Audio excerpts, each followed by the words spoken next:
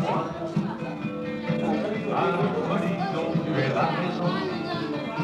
À mes fenêtres sans savoir pourquoi. À mes silences et à mes trahisons, elle te voit. À moi. Autant que j'ai passé à te chercher. Aux qualités dont tu te moques bien. Aux défauts que je t'ai cachés. Avec ces idées de baladin.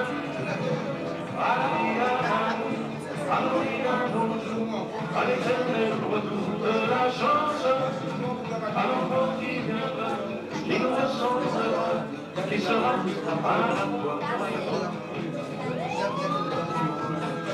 À nous, aux souvenirs que nous allons nous faire, à la vie.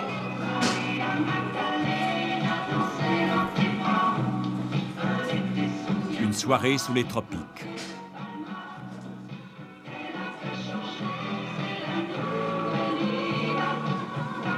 Une soirée très loin de l'Europe.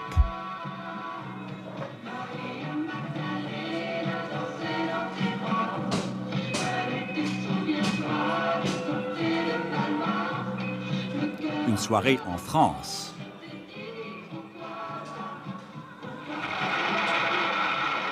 Avez-vous la mission de défendre et de promouvoir la culture française? Nous sommes une des bases avancées de la culture française, c'est bien évident. Nous sommes dans un département français. On ne nous accuse pas d'être une télévision blanche, parfois? On nous accuse d'être une télévision française. Pour moi, ça n'est pas un reproche.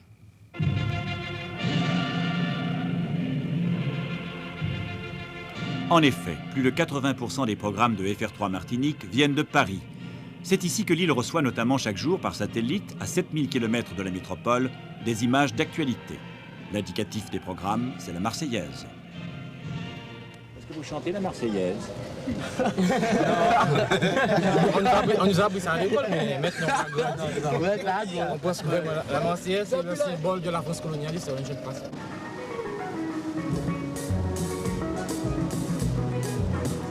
La Marseillaise accueillie par les jeunes dans les rires comme le symbole de la France colonialiste. Nous sommes réellement à un océan de distance du concept de département d'outre-mer. Un concept créé au lendemain de la guerre, voici 34 ans, et qui devait faire des Martiniquais des Français à part entière. Ainsi du moins, les aînés l'ont-ils compris. Est-ce que vous vous sentez française? Oui. Et vous, monsieur? Oui. Et on est digne d'être français. Parce qu'on a toujours sauvé la patrie. Et peut-être mieux que les Français eux-mêmes. Et vous vous sentez en même temps martiniquaise? Oui. Et ça va bien ensemble? Oui. On est affiliés simplement. On est affiliés, nous pensons qu'on est sûr que nous sommes des Français martiniquais.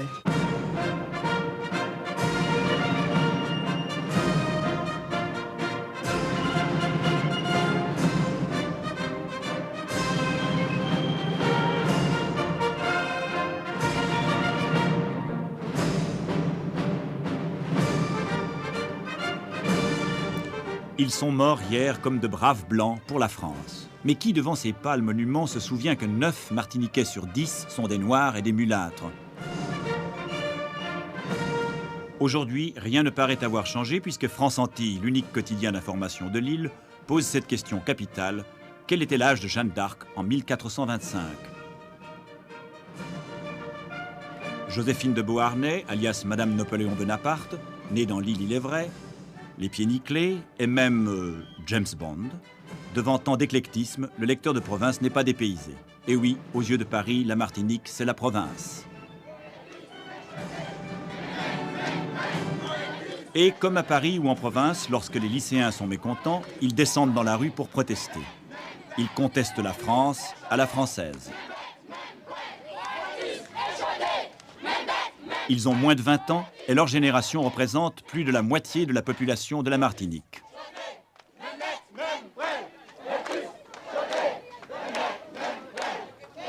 Il y a le sport rituel et stimulant de la manif, il y a aussi la bagnole et le club de foot.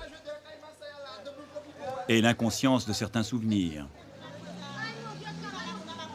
Au petit marché du dimanche, bien français lui aussi, vient s'ajouter une couleur, celle de la langue créole.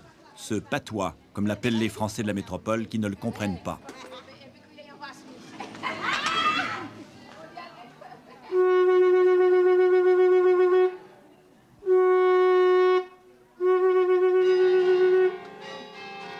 Présence de la foi, triomphe de la France. Écoutez ces 4 alexandrins gravés voici quelques années dans le socle de cette croix. Par ce signe sacré, la Martinique un jour devint terre de France et fille de l'Église. À la France fidèle et à son Dieu soumise, elle dit par la croix son séculaire amour.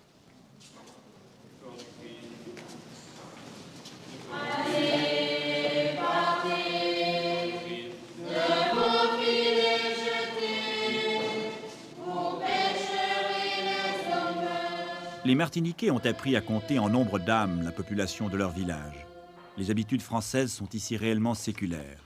L'histoire le confirme, puisque c'est en 1635 que pour la première fois, les Français plantèrent une croix sur le sol de cette île, avec mission de la coloniser. Importés d'Afrique par les marchands d'esclaves au cours des siècles qui suivirent, les Noirs durent bien se plier au goût parisien. Ainsi qu'y a-t-il de plus quotidien, de plus banal, de plus essentiel que la baguette de pain pour le Français moyen?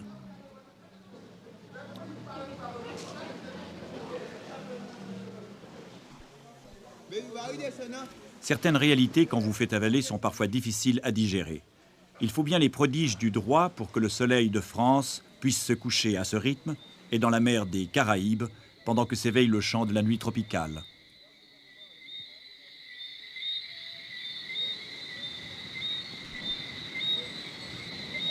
En un mot, c'est l'Europe sous les tropiques. Le refrain n'est pas de nous, mais de la Chambre de commerce de la Martinique, qui propose aux foules le montage audiovisuel que voici.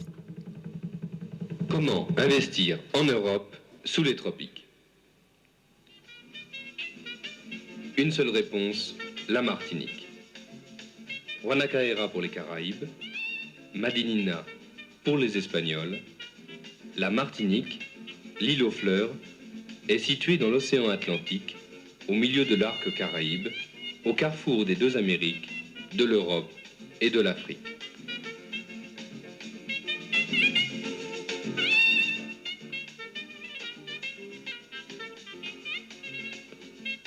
Île au peuplement multiracial, où tous les hommes sont frères, la Martinique, habitée par une population jeune, saine, imaginative, est un creuset culturel où néanmoins domine la présence française.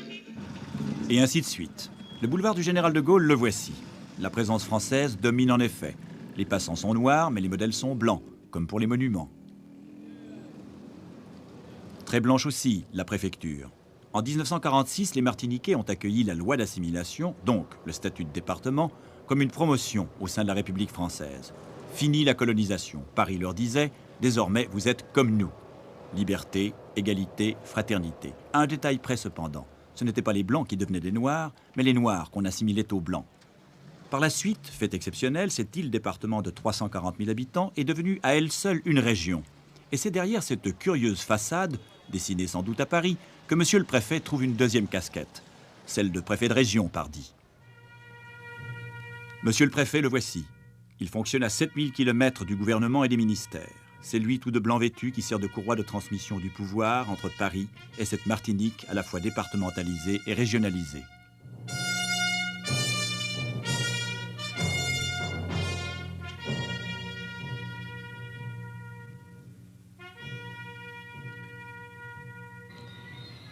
La plupart des décisions politiques ou administratives sont prises à Paris.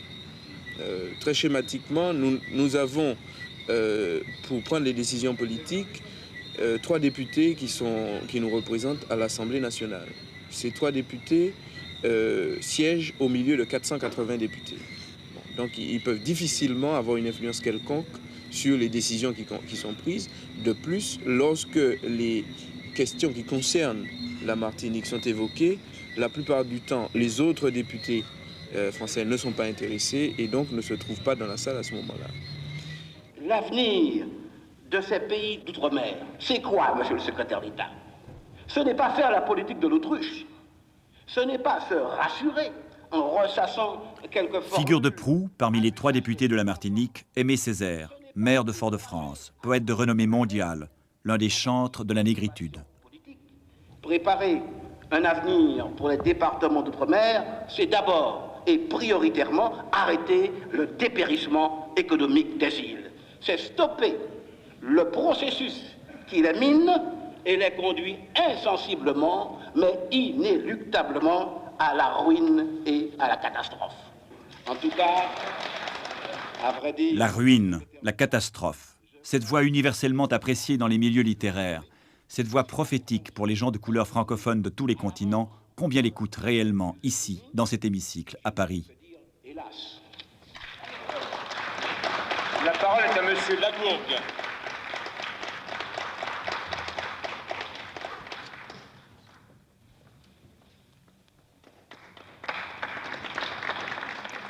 La ruine, la catastrophe. Césaire le poète connaît l'exact poids des mots. Est-ce là le cri de Cassandre?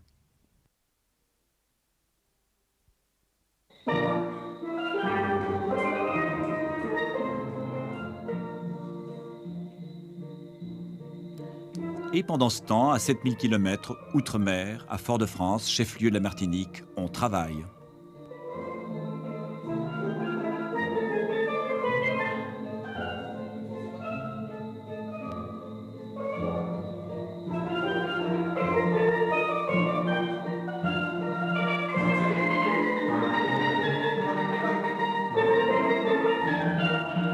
Inconscience, légèreté? Non. C'est avec le plus grand sérieux qu'on joue du Strauss sur des fûts de métal.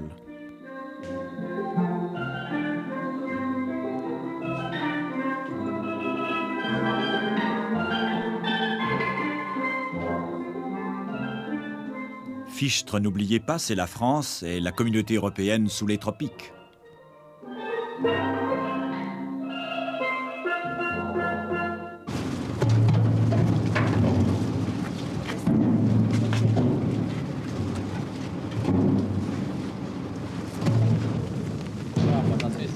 La communauté européenne sous les tropiques. Quand on aborde les problèmes économiques et sociaux, c'est une autre chanson. Un exemple, les plantations d'ananas. Elles sont la propriété exclusive des quelques rares familles blanches établies depuis plusieurs générations dans l'île. Lorsque nous arrivons, la récolte vient de commencer. Pour les travailleurs noirs, ce sont les jours fastes de plein emploi. Vous travaillez à peu près combien de journées pendant une récolte? 5 jours. Pendant une récolte, 5 jours par semaine. 5 jours par semaine. Et vous pendant arrivez... la récolte. Arrière récolte, on travaille 3 jours à tour de rôle. 2 jours, 3 jours à tour de rôle. Et vous arrivez à gagner combien pendant une journée? Pendant une journée, ça fait combien? 70. 70 francs. 70 francs avec de la monnaie. Ça change d'une journée à l'autre? Non, c'est toujours la même chose. 354. 358 francs par semaine. Et vous arrivez à vivre avec ça pendant l'année ou vous devez faire encore autre chose? Il n'y a pas moyen, il n'y a pas de travail. On ne peut pas faire autre chose. C'est votre seule activité? Oui, c'est seule activité. Non, mais parce que les gens dehors, À la maison, chez eux, ils font un peu de tout. Quand ils arrivent chez eux, ils font un peu ce qu'on appelle le jardin créole, planter des légumes, sous le chini, niam. Après ça, ils font un peu d'élevage de poules, de lapins, ou bien des cochons, machin comme ça. Ces femmes, ces hommes, aujourd'hui ouvriers agricoles français, sont des arrière-petits-enfants d'esclaves. Et l'ananas est devenu une culture du tiers-monde, en terre dite européenne. Hier, on aurait dit « voilà le maître ». Aujourd'hui, c'est le patron. Monsieur Bertrand, 28 ans. Un béquet, c'est-à-dire un blanc né de blancs établis depuis plusieurs générations dans l'île. Un descendant donc des colons de jadis. Quelle est la surface totale de la plantation d'ananas? Environ 240 hectares. Et c'est la plus grande de l'île? C'est la plus grande plantation d'une seule pièce, oui. Et l'ananas que vous cultivez là n'est pas exporté sous forme naturelle, il est exporté sous forme de conserve. Il est mis en conserve à la Socomore, une coopérative qui est à environ 15 km d'ici. Toute la récolte? Toute la récolte, intégralement. C'est donc une denrée d'exportation à 100%. Disons qu'il y a quelques boîtes, une fois mises en boîte, il y a une partie des boîtes qui sont vendues ici, mais enfin ça va pas loin, environ quelques pourcents. L'ananas pour l'exportation en conserve. Exemple parfait de ces grandes monocultures industrielles dont on découvre à la longue qu'elles sont pour une terre de fausses richesses parce qu'elles menacent d'affamer les populations qui y travaillent.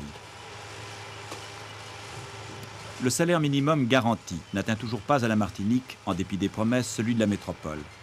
Même à ces conditions particulières et frustrantes pour le travailleur martiniquais, l'ananas antillais soutient très difficilement la concurrence des fruits qu'exporte par exemple la Côte d'Ivoire, où les salaires sont encore bien inférieurs. C'est donc à coup de subventions qu'on rétablit perpétuellement l'équilibre sur le marché européen. Des subventions qui soutiennent les conserves d'ananas, mais pas l'ouvrier.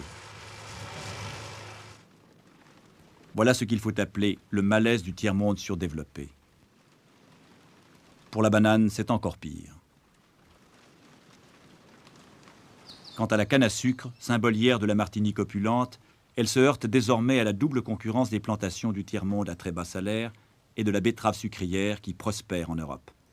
Pays de cocagne autrefois, l'île aujourd'hui importe du sucre. C'est le désastre. On comptait une trentaine d'usines en activité jadis. Il en reste à peine 2 de nos jours.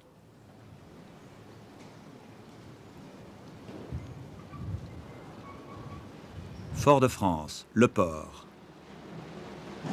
Puisque dans le cadre européen, les plantations tropicales sont de moins en moins rentables, c'est dans le commerce que les grands propriétaires de l'île ont choisi désormais de se reconvertir.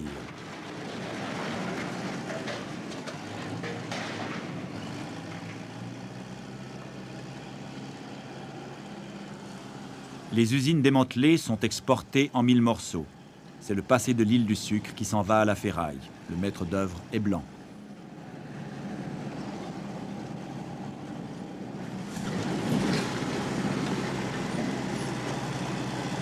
On évacue. Pour faire place à quoi? La Chambre de commerce caresse le projet de transformer l'île en une sorte d'entrepôt, de vitrine ou de plaque tournante de l'Europe face aux Amériques. Rappelez-vous, investir en Europe sous les tropiques. La Martinique, le Macao des Antilles, pourquoi pas? Avant tout, il faut créer des consommateurs. Le hochet de luxe, le voici. À crédit, bien sûr.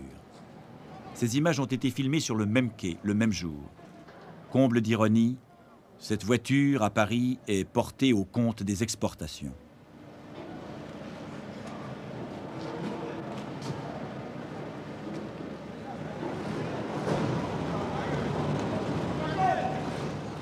Rappelez-vous maintenant les accents désespérés d'Aimé Césaire, le député maire de Fort-de-France à la tribune de l'Assemblée nationale, à 7000 km de là. La ruine et la catastrophe pour la Martinique, ce sont ses propres paroles, les voici sous le masque du confort. On démonte les usines, on construit des supermarchés, on met en place et de force une société de consommation, on multiplie les maisons d'import-export, import surtout. En valeur, nos importations ont été de quelques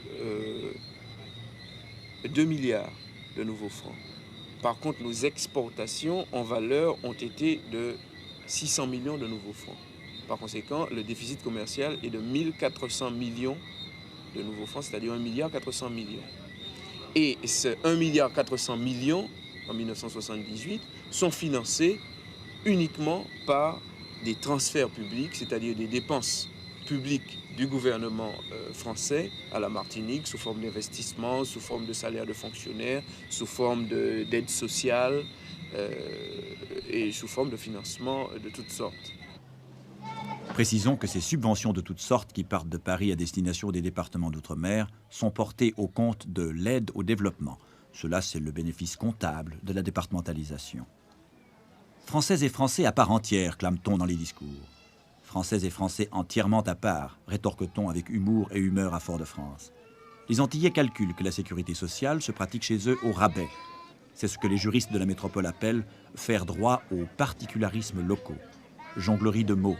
Les bénéficiaires de leur côté tentent de se rattraper en jonglant avec les allocations familiales, les indemnités de femmes seules et autres rentes d'orphelins, même si les chers disparus sont simplement absents.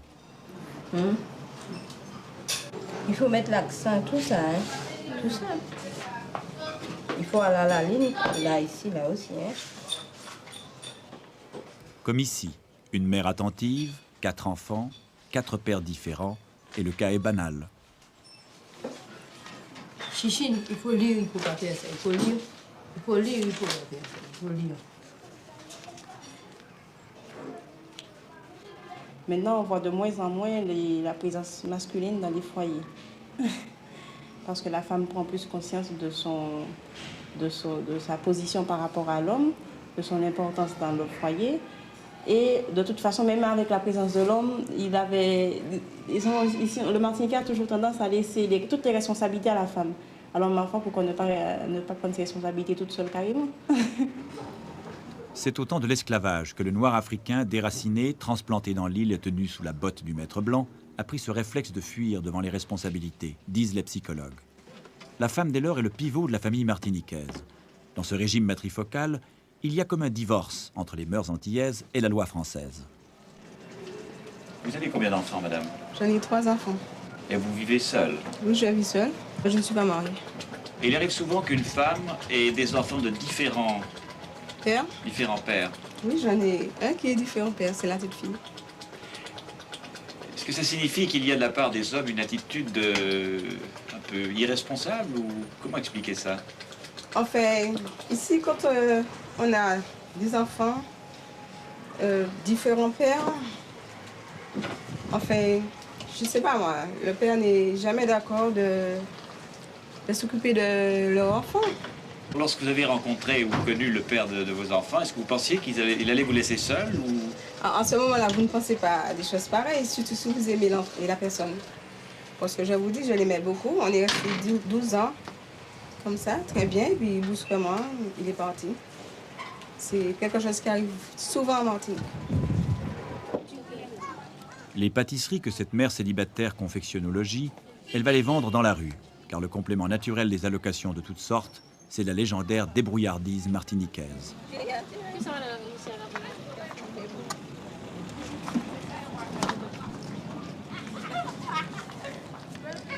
Et il faut bien ça. Le chômage et le sous-emploi sautent aux yeux.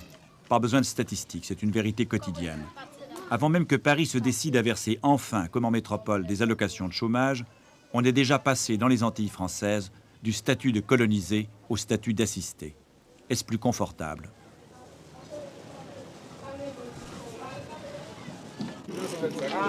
Premier souci donc, trouver du travail. Il ne faut pas se fier aux apparences, la bonne humeur peut cacher beaucoup de misère. Vous avez quel âge? Moi, exactement 20 ans. Vous êtes sans travail en ce moment? Est-ce que vous avez appris un métier? Oui, mais je n'ai pas pu tirer après, c'est dommage. Quel métier avez-vous appris? La plomberie. La plomberie. La plomberie? Vous ne trouvez pas de travail? Il y a combien de temps que vous êtes sans travail? Tu préfères, hein? C'est beaucoup. Hein? Il y a combien de temps que vous êtes sans travail? Depuis que je suis né. Quel âge avez-vous? 19 ans. Et qu'est-ce que vous avez appris un métier? Un BAP commercial, agent administratif. Vous avez un diplôme alors? Ouais. Vous ne trouvez pas de boulot? Rien. Vous n'en avez jamais trouvé? Jamais trouvé. Et vous cherchez? Et encore, j'étais en train de chercher. Vous êtes inscrit à l'agence de l'emploi? Et comment est-ce que vous vous débrouillez? Oui, faisais un peu de tout, petit job par là, petit job par là. On fait une politique d'immigration assez accélérée maintenant. Il faut que tous les Martiniquais s'exilent en France pour trouver du travail.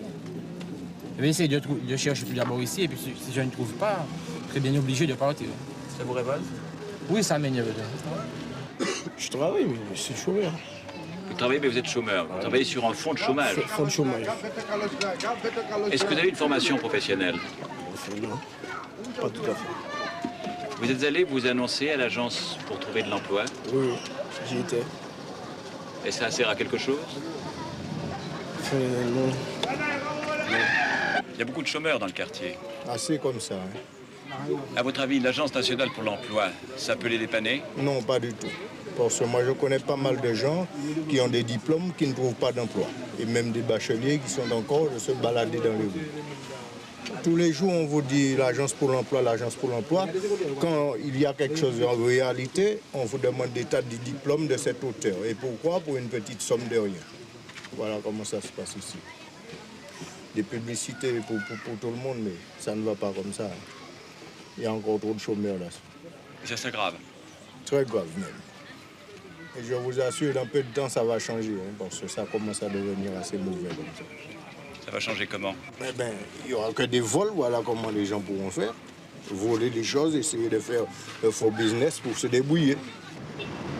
Et moi, à Fort-de-France, la veille de cette interview, la Martinique avait en effet connu le premier hold-up de son histoire. Il y a de la colère. La colère, oui. Et puis quand vous essayez de réclamer vos droits, on vous dit que vous êtes communiste.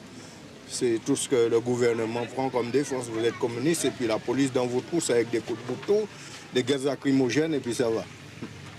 Vous-même, vous avez du travail? Je travaille, c'est-à-dire au Méridien que je travaille. Mais il n'y a pas longtemps, moi je suis resté 2 ans en chômage. Et je faisais de même, je me démerdais avec une vieille voiture que j'avais, je faisais du transport sans autorisation ou quoi que ce soit. Si on me rentrait, on me foutait au tol de la même façon.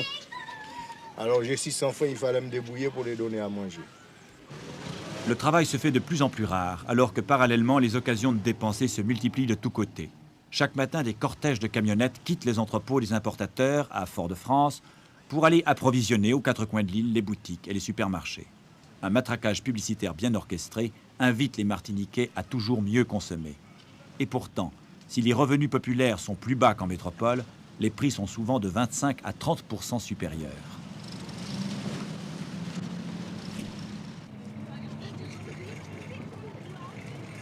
Les importateurs qui règnent sur l'île ne se limitent pas aux produits du marché commun européen. Dans ce panier, quels sont les produits qui sont d'origine martiniquaise? Il y en a très peu, il y a juste la banane et puis les concombres que vous voyez là. Tout le reste nous vient de l'extérieur, les tomates de France, les oranges d'Afrique et les carottes des USA. Et vous voyez, le pays produit très peu.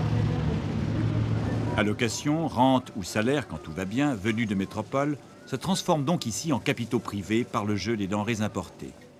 Dernièrement, il y a eu un conflit avec les dockers du port, et ce qui fait que nous étions privés pendant quelque temps de matières essentielles. Et on a même cru que ça allait tourner à la catastrophe. Il n'y avait plus de farine pour faire du pain, il n'y avait plus de lait, il n'y avait plus de beurre, il n'y avait absolument rien. Donc ça devenait très grave pour nous. Imaginez-vous que, je ne sais pas moi, nous restons, je sais pas, 1 mois avec le port bloqué. Ben, pendant 1 mois, nous ne mangerons que de la noix de coco ou du fruit à pain, c'est tout. Que les petits marchés ne fassent pas illusion. Cette Martinique, autrefois si convoitée que Louis XV la troqua contre le Canada, cette pauvre Martinique ne se nourrit même plus. Peu ou pas d'usines, une agriculture malade, un espoir peut-être, l'industrie touristique.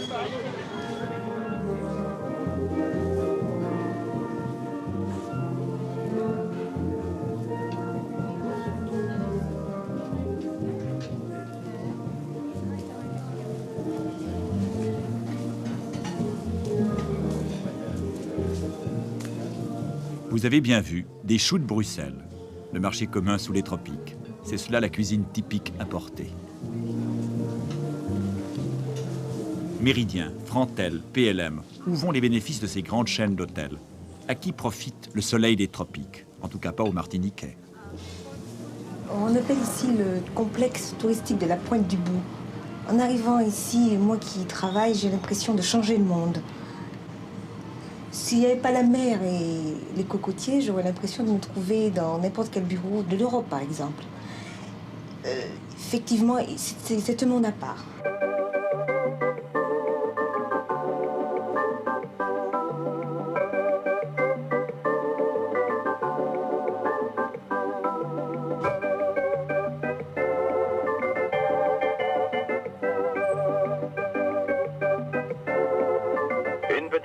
Pour nos auditeurs qui sont si nombreux à nous appeler ce matin pour notre grand jeu concours des énergies nouvelles, restez à notre écoute. Et oui, nous vous faisons confiance, faites-nous confiance. RCI, c'est la vie.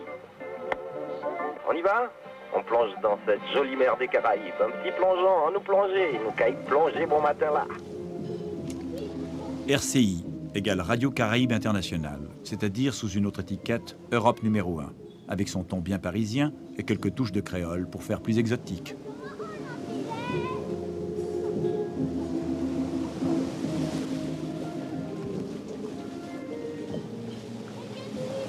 C'est le bagne du soleil, farniente au pays du chômage. Mais, rétorquera-t-on, l'industrie touristique est génératrice d'emplois.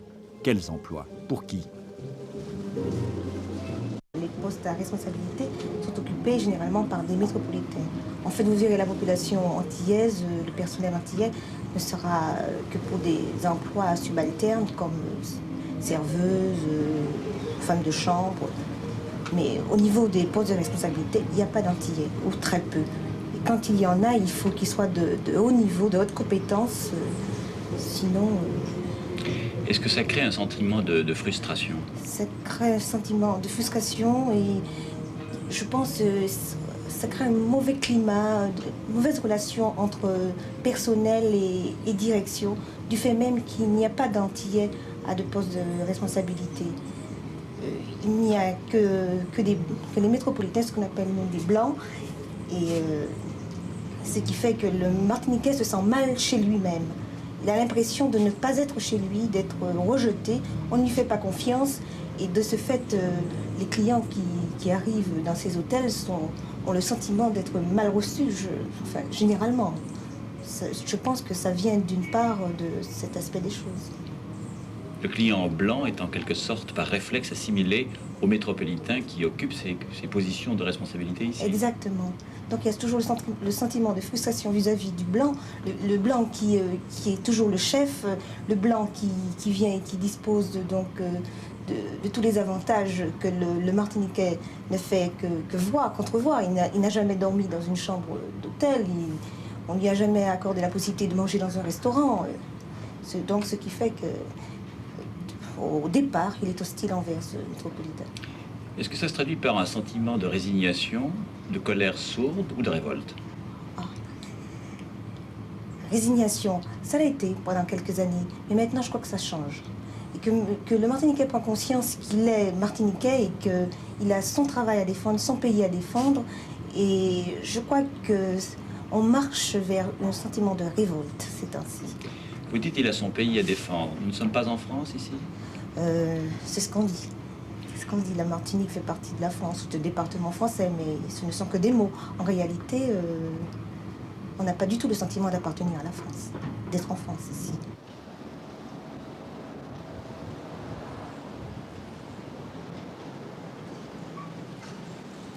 Tourisme, industrie de l'humiliation, disent certains Martiniquais. Admettons, économiquement ce n'est pas le rêve. Mais y a-t-il au moins une rencontre sur le plan humain? Le touriste, tout dépend du touriste. Parce que le touriste, bon, il a l'image de la Martinique, des belles plages, etc. Mais il n'a pas tellement de contact, d'après moi, avec la population. Et quand il veut des contacts, quels contacts cherche-t-il, à votre avis? Toujours des contacts. Bon, je vois qu'il a de faux contacts dans la mesure où il a des contacts ou avec des intellectuels, ou alors des contacts avec des gens aisés. Or, ces gens aisés se soucient très peu des problèmes des jeunes Antillais. Mais pourtant parler de touristes qui venaient avec des intentions précises ici. Oh oui, effectivement. Notamment des touristes canadiens qui viennent en Martinique avec l'intention de s'envoyer un Martiniquais. Effectivement. Quel effet ça vous fait, ça? Bon, ça nous ramène loin en arrière, ça. L'époque de l'esclavage. Le nègre est à là. C'est écœurant? Oui. Est-ce que le fait d'avoir fréquemment des contacts avec des Blancs vous pose parfois des problèmes à l'égard des Martiniquais de couleur? Oui, je dois dire que les gens conçoivent très mal que je puisse avoir une attitude normale, je dois penser terme entre guillemets, vis-à-vis des métropolitains, parce qu'ils pensent que dans le contexte actuel, je devrais avoir une attitude un peu hostile vis-à-vis des Blancs, même si c'est dans le cadre de mon travail, ils ne font pas de différence. Personnellement, je ne vois pas pourquoi je devrais être plus hostile à un blanc qu'à un noir, puisque pour moi, chaque personne que je reçois est un individu comme un autre, et je ne fais pas de différence. En Martinique, bon, le blanc, quand il arrive, ben, il a toujours ce réflexe supérieur vis-à-vis de nous. Nous, actuellement, jeunes Martiniquais, nous disons non, non à cette Martinique gentille, accueillante. Nous avons nos problèmes, nous les vivons pleinement, puisqu'on fait de nous, quand nous sommes en âge de travailler, des émigrés. Donc quand nous revenons dans le pays, nous réclamons finalement les places actuellement qu'occupent les Français. Or, de plus en plus, des Français arrivent, occupent des postes que nous réclamons et que ces postes nous sont refusés. Alors que ces Français sont trop de fois de qualité inférieure. Ils n'ont pas les diplômes requis pour avoir ces postes. Et quelle image est-ce qu'on vous avait donnée de la France? Ah, une image très belle, dans la mesure où on nous a toujours dépeint le français comme comme le château de Versailles, l'Arc de Triomphe, la France belle, l'Antillais y est bien, etc., etc. Alors que finalement, à travers toute mon expérience, bon, j'ai pu constater que ce n'est pas du tout cette image. Qu'est-ce qui s'est passé en France pour vous? Bon, tout d'abord, en 67, quand je suis parti, quand j'ai laissé la Martinique, c'est la première fois où je voyais un homme lynché parce qu'il était un arabe, parce qu'il était d'une autre race. Bon, moi, en Martinique, je ne connaissais pas ça. Et lynché par qui? Par des Français. Un mois après, ma première sortie, je me vois interdit à l'entrée d'une boîte parce que je suis nègre. En 70, quand je laisse l'armée, pourquoi je laisse l'armée en 70? Parce qu'ils voulaient m'envoyer tuer des nègres au Tchad. J'ai refusé cela. Malgré la belle prime de 2,5 millions qu'ils m'offraient à cette époque. Bon, j'ai refusé cela, j'ai préféré démissionner. 70, je rentre en France, à Paris, je monte à Paris, je me marie. Fin 70, on cherche un appartement 6 mois, ma femme et moi.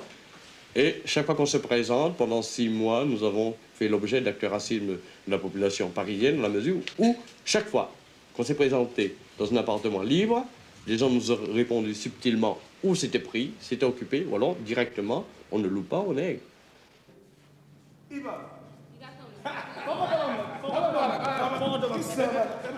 J'ai l'impression d'être ridicule. Dans leurs souliers, dans leurs smoking, dans leurs placerons, dans leurs monocles. À Fort-de-France, une troupe de théâtre cherche à situer le personnage tragicomique d'un Antillais qui prend subitement conscience de singer les Européens.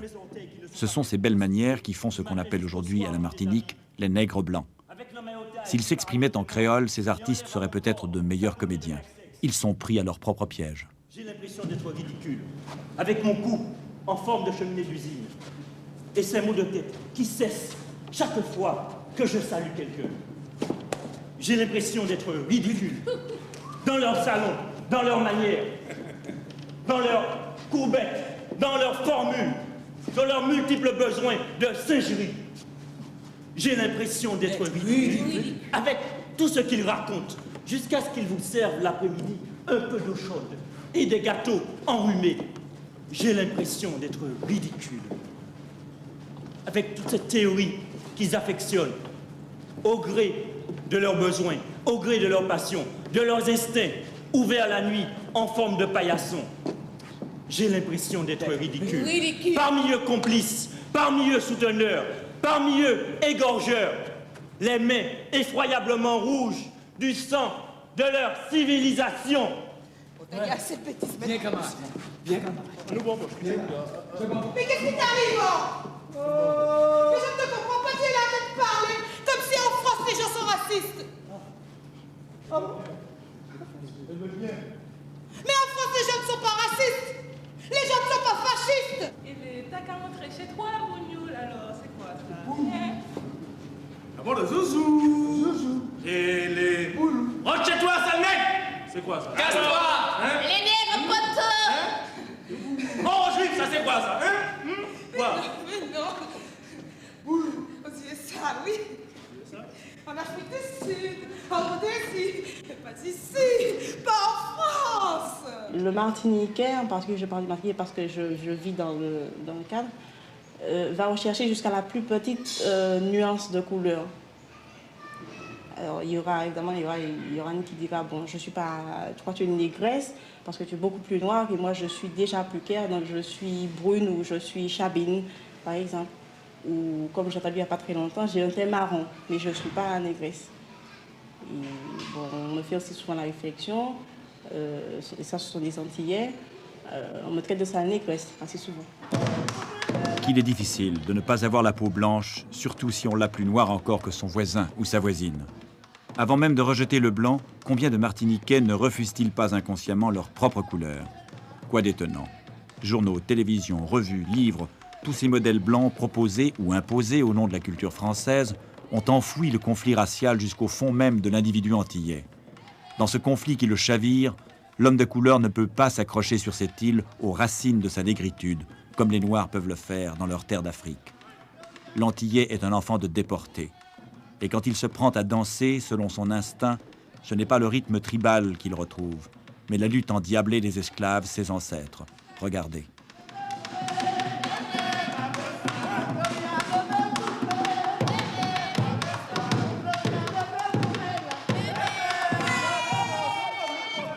c'est bien de dire, bon, les ancêtres nous ont laissé quelque chose, il faut que ça vive, mais il faut aussi enrichir à partir de ce qu'ils nous ont laissé.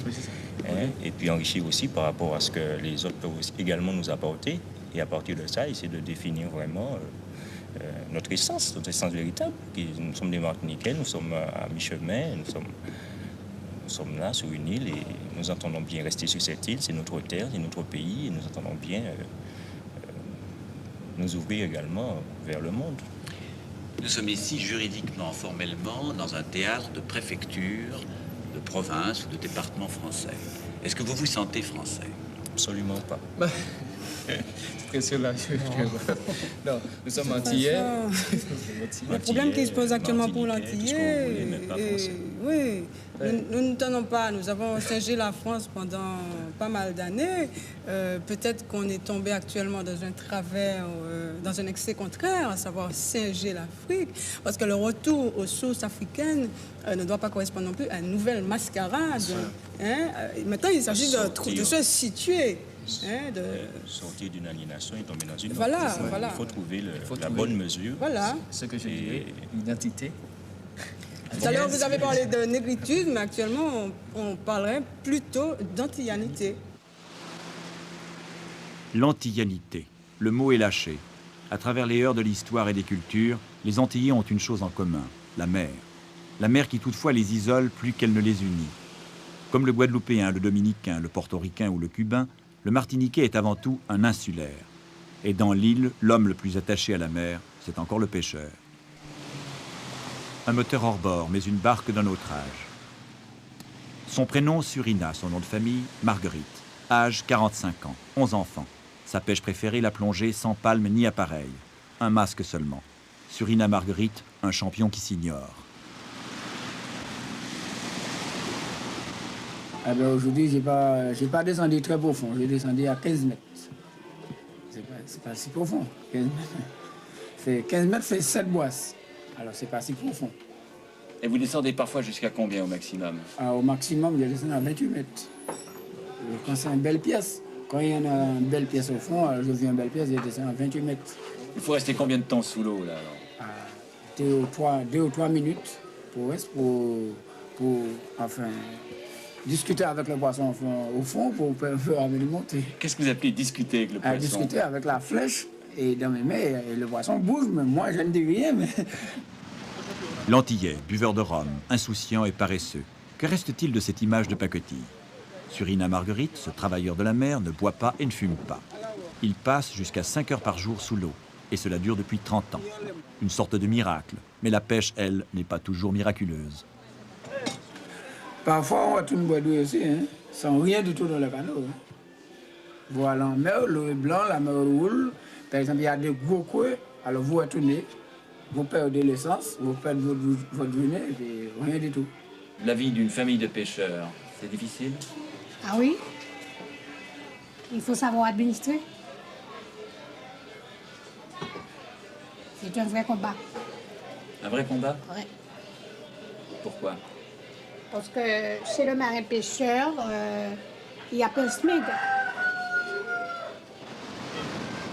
On part à l'aube, on revient sous le soleil brûlant de midi. C'est la pêche au jour le jour. Le poisson n'attend pas. Certes, avec de la glace et de plus grands bateaux, mais ça, c'est de la musique d'avenir. Pour ce qui est de la force, de la ténacité et du sang-froid, les Martiniquais de la trempe de Surina Marguerite n'ont rien à envier aux marins pêcheurs de Bretagne. Ici aussi, l'océan n'est pas toujours de velours.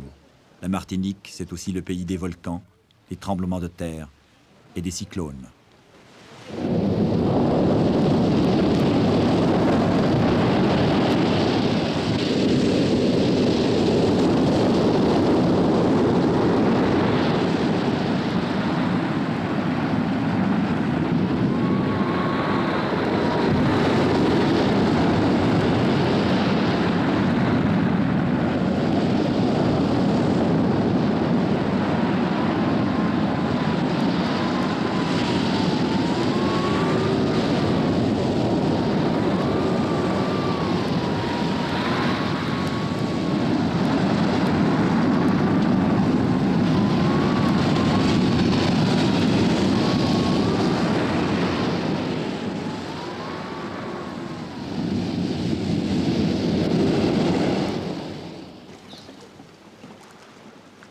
Après la fureur, les barques mortes sur la mer épuisée. Combien d'épaves secrètes dorment au fond de l'âme antillaise? On ne se laisse plus prendre au piège du soleil, de la végétation facile, des eaux caressantes. Tout peut vous être repris en l'espace de quelques heures. Voilà qui incline au fatalisme. Et ce fatalisme trouve des alliés de choix dans les esprits que, malgré le déracinement et la religion apprise, les gens des Antilles ont gardé de leur Afrique perdue. La Martinique noire est hantée. C'est l'île des peurs nocturnes. On ne peut pas dire ces choses-là en français, on les chante en créole.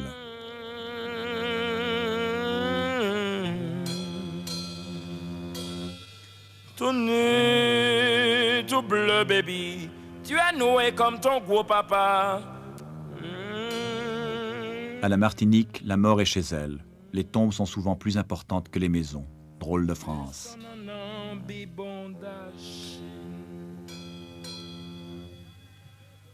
Ta mère ne dort jamais. Ton père est un cimetière. Même avec le mot fatigue, tu vas grandir. Et la nuit, tout nu au jour sans nuit, elles ont grandi enduit. Tu n'as qu'une part du poids, mais ta race a foi et foi. Courage, courage, courage, courage, courage. Courage, courage, ta race a foi et voix. Il semble qu'au petit matin, Aimé Césaire en doute parfois lorsqu'il contemple sa ville, le temps d'une confidence, l'espace d'un poème. Au bout du petit matin, cette ville plate, étalée. Un poème pour Fort-de-France, comme un regard désespéré sur la foule. Et dans cette ville inerte, cette foule criarde, si étonnamment passée à côté de son cri, comme cette ville à côté de son mouvement, de son sens, sans inquiétude, à côté de son vrai cri, le seul qu'on eût voulu l'entendre crier parce qu'on le sent sien lui seul, parce qu'on le sent habiter en elle dans quelques refuges profonds d'ombre et d'orgueil, dans cette ville inerte, cette foule, à côté de son cri de faim, de misère, de révolte, de haine, cette foule, si étrangement bavarde et muette. Dans cette ville inerte, cette étrange foule qui ne s'entasse pas, ne se mêle pas, cette foule qui ne sait pas faire foule, cette foule, on s'en rend compte, si parfaitement seule sous ce soleil. 100 000 citadins, la foire aux illusions. Fort-de-France, un bel exemple de tiers-monde artificiellement surdéveloppé. Paris dit et répète que les Martiniquais sont français parce qu'ils le veulent bien. 340 000 cartes d'identité de consommateurs subventionnés. C'est le mal d'outre-mer. Où conduira cet écœurement qui remue secrètement les entrailles de l'île, presque épuisée au pied de son volcan? Où est le remède? Alors, le remède, à mon avis, évidemment, c'est une situation tellement complexe et tellement unique qu'il est difficile de proposer un remède simple qui consisterait simplement à dire, bon, il faut l'indépendance politique, par exemple. Le dire tout simplement ne veut rien dire. On peut dire qu'à long terme, on doit s'orienter vers l'indépendance politique. Mais dans le court terme, et dès maintenant, il y a des choses qui sont possibles. Et ceci déjà dans le statut dans lequel nous nous trouvons. Il est possible dès maintenant de développer au niveau des individus une mentalité indépendante. Une mentalité indépendante signifie d'abord le refus d'un certain nombre de valeurs culturelles liées à la société de consommation, liées à la société de dépendance, et la tentative de la part des individus de créer eux-mêmes leurs entreprises indépendantes, leurs activités indépendantes, leur culture indépendante. Ceci a déjà commencé, il faut le dire. Mais ce n'est pas organisé de façon systématique ou suffisamment systématique. Un exemple. Alors que nous cherchions un indice d'espoir dans cette Martinique des profondeurs un peu déprimante, c'est la filière de l'amitié qui nous a conduits presque par hasard jusqu'à ces 4 gars. Oh, les statistiques des ministères, on s'en doute, ne font pas mention de leurs efforts. Économiquement, il faut bien dire qu'ils ont un peu l'allure de maquisards. Des maquisards bigrement astucieux, toutefois. N'ont-ils pas eu l'idée, les premiers à notre connaissance, et nous avons parcouru l'île en tous sens, d'introduire dans ce terrain accidenté la culture en terrasse? Le plus grand obstacle qu'ils ont dû franchir au départ a été de trouver du terrain à louer. Et pourtant, ils se contentent d'1,5 hectare, partiellement récupéré sur une décharge publique. Les choses vont ainsi à la Martinique que bien des propriétaires préfèrent laisser des terres en friche plutôt que de concéder à qui que ce soit un quelconque droit sur leur domaine. Vous avez quel âge? 34 ans. Et vous avez été pendant quelques années? Militaire, puis agent SNCF, et puis au cours d'une réunion, au cours d'un défilé, place de la Bastille, j'ai compris que j'étais un étranger dans toute cette foule. Puis je suis revenu. Ça a été une décision politique, un choix. Revenu pour devenir petit agriculteur? Oui. En abandonnant tous les privilèges du fonctionnaire? Tout vendu, et finalement, je me suis acheté un petit motoculteur avec ce que j'ai pu récupérer d'un poste de télé, d'une chambre à coucher, etc. Et quelle est la motivation qui est la vôtre, finalement? Elle est politique. Vous pouvez la définir en une phrase? Oui, l'indépendance de Martinique. Et à votre avis, il faut la conquérir avec une pioche à la main, un sarcloir? Je crois que, bon, il faut d'abord démontrer notre capacité en tant que jeune, et puis après, bon, suivant que ça se dessine plus ou moins bien, il faudra la conquérir. Non, mais j'entends, il faut donner la preuve de quoi? Que nous sommes capables de nous assumer, de prendre des responsabilités, parce que jusqu'à présent, bon, il y a un petit proverbe qui court, même entre nous, Martiniquais, nous sommes bons à rien. Vous voulez prouver le contraire? Ah oui. Vous avez quel âge, Patrick? 21 ans. Et pourquoi est-ce que vous êtes ici? Pourquoi avez-vous rejoint? C'est-à-dire que, bon, au lieu d'aller en France, et sans passer par des détours, moi je considère la Martinique comme étant un pays colonisé. Et s'il nous faut avoir une économie dite martiniquaise, je pense qu'il faut voir dans l'optique de l'agriculture premièrement. Je ne dis pas que tout le monde puisse faire de l'agriculture, mais je vois qu'il faut voir d'abord dans l'agriculture. Donc il faut faire cesser ce slogan qui veut que la Martinique ne produise plus rien. Surtout. Le Martiniquais est fainéant, mais ils n'ont jamais pris conscience que nous évoluons dans un contexte où les parents nous obligent les enfants à être fainéants, puisqu'ils ne les poussent pas au travail. Notamment lorsqu'on voit les jeunes ici qui roulent en grosse voiture, ce sont des exemples banals, mais qui sont réels. C'est une réalité martiniquaise, ça aussi. C'est dû à une condition, un conditionnement constant et latent. Ou quand vous voulez, c'est ça. Vous avez quel âge? Moi, j'ai 20 ans. Vous avez le projet, je crois, de constituer une coopérative? C'est ça, c'est un projet qui me tient à cœur, puisque, étant donné qu'il y a actuellement pas mal de petits agriculteurs, nous avons l'intention de créer une coopérative agricole de production et de consommation, qui alimenterait d'abord le marché local pour détruire un peu les prix catastrophiques, notamment après les cyclones David, etc., qui sont montés en flèche, et puis créer quand même une ambiance économique. C'est ça. Actuellement, est-ce que votre travail est rentable? Non. Non, pas du tout. On fait de la survie pratiquement. Oui. On fait de la survie. Vous travaillez presque à perte? Oui, à perte. On travaille à perte. On travaille à perte. Il y a 5 ans que vous vous battez? C'est ça. Vous n'êtes pas découragé? Non, pas du tout. Pas du tout. Au contraire. Vraiment, au contraire. Au contraire. Tout ce qu'on gagne, on réinvestit le lendemain. Ne serait-ce qu'en engrais, même si le sac d'engrais augmente tous les mois, mais ce n'est vraiment pas un problème. Parce qu'on se sent concerné et déjà, on procure un certain intéressement vis-à-vis des jeunes, ne serait-ce que par la situation. Beaucoup de gens ne comprennent pas cela, finalement. Quand je leur explique cela, c'est que nous, notre but n'est pas de faire du pognon. Notre but, c'est de survivre pour le moment, pour être prêt demain à prendre des responsabilités.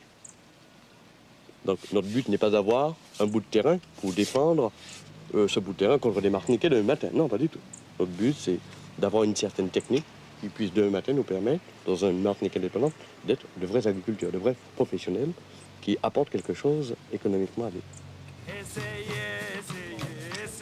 toute force, dis pas van fond. Essayez toute force, dis pas van fond. Essayez. Ainsi les cultures en terrasse. Les voisins qui les prenaient tout d'abord pour des fous s'apprêtent maintenant à les imiter. Recommencer par le commencement. C'est ainsi que sur un lopin de terre, au flanc d'un volcan, on retrouve ses racines et on cultive l'espoir. C'est cette dernière image que nous préférons garder de la Martinique.